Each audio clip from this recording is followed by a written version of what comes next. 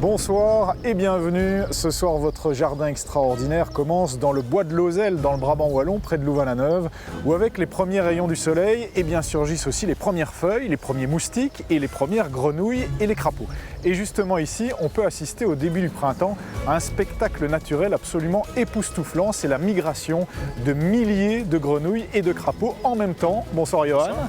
Comment ça se fait que ces grenouilles, ces crapauds vont migrer au même moment, venir se reproduire tout ensemble?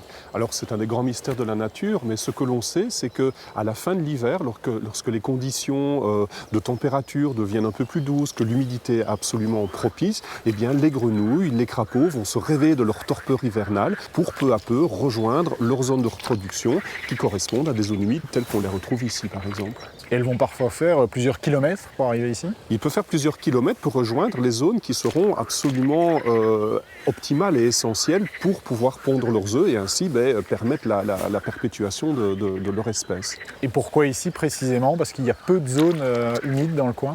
Absolument, parce que ce genre de zone aquatique, un peu perdue dans la nature, tout à fait tranquille, est assez rare malheureusement dans nos régions et donc ils vont être vraiment irrémédiablement attirés par ces zones pour donner les meilleures chances de survie à leurs petits et ainsi la perpétuation de l'espèce. Merci Johan pour ces explications de ce phénomène qu'on peut voir tout près de chez nous. On va revenir tout à l'heure dans ce bois de Lozelle pour voir les œufs que les grenouilles ont pondus, mais avant ça, on va repartir pour ce tour du monde des grenouilles et des crapauds.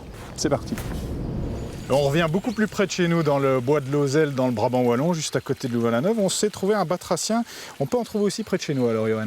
Oui, il s'agit de l'espèce d'amphibien la plus commune de nos régions. Il s'agit du crapaud commun, donc on reconnaît très facilement par sa peau verruqueuse à souhait et puis aussi donc, par ses pupilles qui sont bien fendues, caractéristiques donc, de ce groupe de crapauds. On va relâcher celui-ci et puis on va se plonger dans la mare nous pour essayer de trouver ses œufs, ça va? Voilà, celui-là est reparti.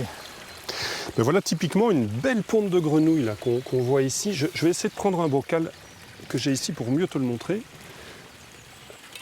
Quelle quantité?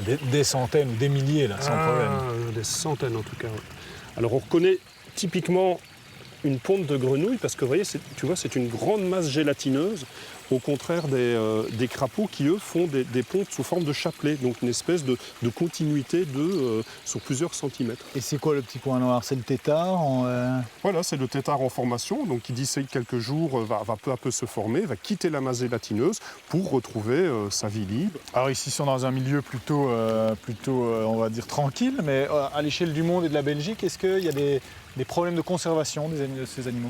À l'échelle de la Belgique, toutes les espèces d'amphibiens sont protégées, mais ça ne veut pas dire pour ça qu'ils ne sont pas en bon état, puisqu'on estime à l'heure actuelle que les amphibiens représentent le groupe de vertébrés le plus menacé au monde.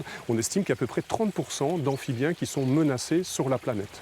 Merci Johan pour toutes ces explications sur ce monde fabuleux des grenouilles et des crapauds.